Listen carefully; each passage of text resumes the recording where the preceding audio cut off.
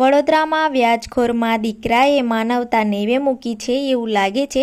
માંજલપુર વિસ્તારમાં વુડાના મકાનમાં રહેતા વિધવા મહિલાએ ભત્રીજીના લગ્ન અને 25 વર્ષના દીકરાની વરસી માટે 1 લાખ રૂપિયા વ્યાજે લીધા હતા, જેની સામે 1,40,000 રૂપિયા ચૂકવી દીધા હોવા છતાં વ્યાજખોર માતા પુત્રએ વિધવા મહિલાના માનસિક અને અસ્વસ્થ દીકરાને પોતાના જ ઘરમાં છેલ્લા 3 મહિનાથી પૂરી રાખ્યો હતો અને જો આ વાતની કોઈને પણ જાણ થઈ છે તો જાનથી મારી નાખવાની ધમકી પણ આપતા વિધવા મહિલા ઘર હોવા છતાં દર ભટકતી આજુબાજુવાળા જે જમવાનું આપે એ જમીને સુઈ રહેતી। વ્યાજના ઉઘરાણીએ બંને માતા પુત્ર વ્યાજખોરો વિધવા મહિલાના ઘરે આવતા તો વિધવા મહિલાને ચપ્પલે મારતા અને 10,000 રૂપિયા દર મહિને લઈ જતા। કોઈ કારણોસર 2-3 મહિનાથી વ્યાજ ન અપાતા વ્યાજખોરો માતા પુત્રએ અમાનુષિક અત્યાચાર કરતા હતા અને 1 લાખ રૂપિયા વધુ વિધવા મહિલા પાસે માંગતા હતા।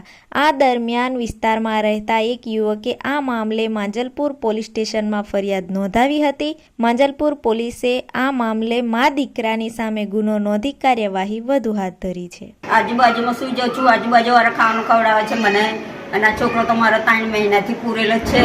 10,000 વ્યાજ આપું છું મહિનાનું। હમણાંનું વ્યાજ નહીં આપ્યું એટલે હવે 4 મહિનાનું વ્યાજ નહીં આપ્યું ને એટલે આવું કર્યું એને મને મારા છોકરાને તો પૂરી જ રાખ્યો। મેં તો બહાર જ હતી, હું તો મારી બેનને ઘેર ગઈ હતી ત્યારથી એને તારું મારેલું છે।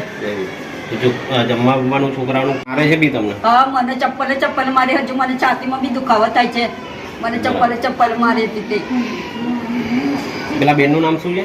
શારદાબેન દવાઈ। શારદાબેન એમના ઘરવાળાનું દવાઈ એવું કોઈ નામ છે। અને છોકરાનું નામ શું? છોકરાનું ના વાંધો નહીં, છે બીજે હમણાં એક બધાને બોલાય, એમનો નંબર છે? હા છે। વાંધો નહીં, હમણાં ફોન કરો થોડી વાર કરિયાનો રસ્તો।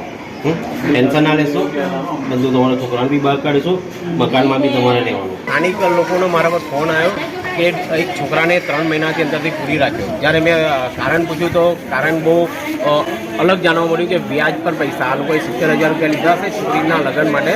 તો ત્યાર પછી આ જે માજી જે વિધવા છે દર મહિને એમને વ્યાજ આપતા હતા 10,000ની આસપાસ, પણ છતાં અમુક ટાઈમથી એમને પૈસાનું સેટિંગ નહીં થયું તો છોકરાને અંદર પૂરી રાખ્યો અને એમના જ ઘરમાં એમને લોક કરીને છોકરાને પૂરીને કીધું કે જ્યાં લગીને પૈસા નહીં આપે ત્યાં લગીને તમને અહીંયાથી બહાર નહીં કાઢીએ। અને બીજું કે છોકરાને એની મમ્મીને ચપ્પલથી મારે છે આ લોકો। એટલે આટલો ત્રાસ, બહુ વધારે પડતો ત્રાસ આપે છે।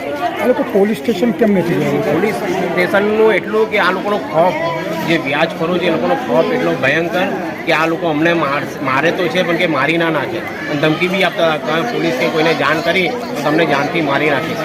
તમે તાત્કાલિક માંજલપુર પોલીસ સ્ટેશન બોલ્યા, પોલીસ ઘટના પર આવી? હા, પોલીસ બહુ તૈયારીમાં પોલીસ અહીંયા ઘટના સ્થળે આવી અને જાતે અહીંયા આગળ તારું તોડ્યું અને ત્યાર પછી એ બંડોને મા દીકરાને બંડોને પોલીસ સ્ટેશન લઈ ગયા। દો કદમ ન્યૂઝ સાથે જોડાયેલા રહેવા માટે સબસ્ક્રાઇબ કરો। ફરી મળીશું નવા સમાચાર સાથે।